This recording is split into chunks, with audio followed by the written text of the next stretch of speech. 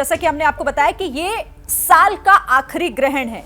इस ग्रहण के कई मायने हो जाते हैं जब आप जानकारों से बातचीत करेंगे। मेरे साथ यहाँ स्टूडियो में ज्योतिषाचार्य हैं, कई एक एक करके मैं परिचय भी आपसे कराऊंगी। तमाम लोग आपको बताएंगे कि आखिर ये ग्रहण और इसके मायने, आपके जीवन में क्या सावधानियां हैं, क्या आपको ध्यान रखना है और किन बातों को अपने मन में नहीं रखना है। तमाम शंकाएं आपकी आज यहां पर दूर होंगी। सभी सहयोगी मेरे साथ बने हुए हैं और मेरे मेहमानों का मैं परिचय करा देती हूं। राजीव नारायण शर्मा ज्योतिषाचार्य हमारे साथ यहां जुड़े हुए हैं। आचार्य चंद्रशेखर शास्त्री भी हमारे साथ हैं। अजय भांबी सर हमारे साथ यहां पर बने हुए हैं और साथ ही पवन सिन्हा जी भी हमारे साथ हैं। बहुत स्वागत है आप सभी का। शुरुआत पवन सिन्हा जी आप ही से कर लेती हूँ।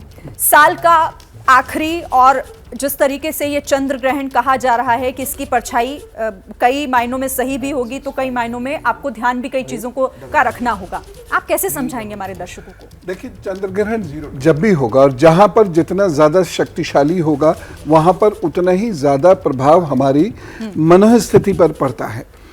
चंद्रमा जो है ब्रेन के एक पार्ट है, हाइपोथैलेमस, उसका वह मालिक है और वहाँ पर जल भी है क्योंकि ब्रेन में भी जल है, तो ब्रेन के जल का भी मालिक चंद्रमा है। कभी भी जब भी चंद्रमा पर ऐसी कोई भी घटना होती है तो उसका सीधा असर पड़ता है हमारे सोचने विचारने की शक्ति पर, हमारे भावों पर, भावावेश पर और जल पर। चाहे वो जल बाहर का हो चाहे वो जल भीतर का हो, उस पर प्रभाव रहता है।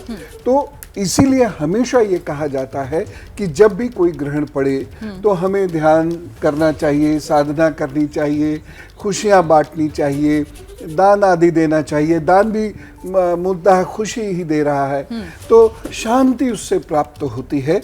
इसीलिए खास तौर से ऐसे समय में जहां पर राहु, शनि, मंगल और बृहस्पति भी सहयोग नहीं कर रहे हैं और ऐसे समय में जहां पर चंद्र ग्रहण पड़ता है तो देश में कहीं ऐसा ना हो कि भावावेश में कहीं कोई कला हो जाए, कहीं लड़ाई झगड़े हो या आगजनी हो या समुद्र में कुछ दैवी आपदाएं आए या पहाड़ों पर कुछ दैवी आपदाएं।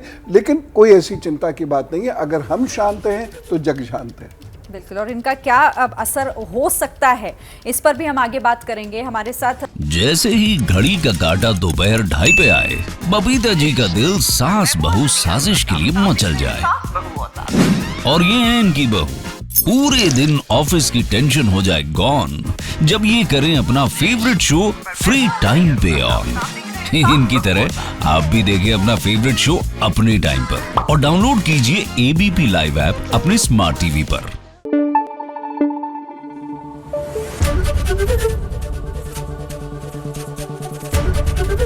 एबीपी न्यूज आपको रखे आगे।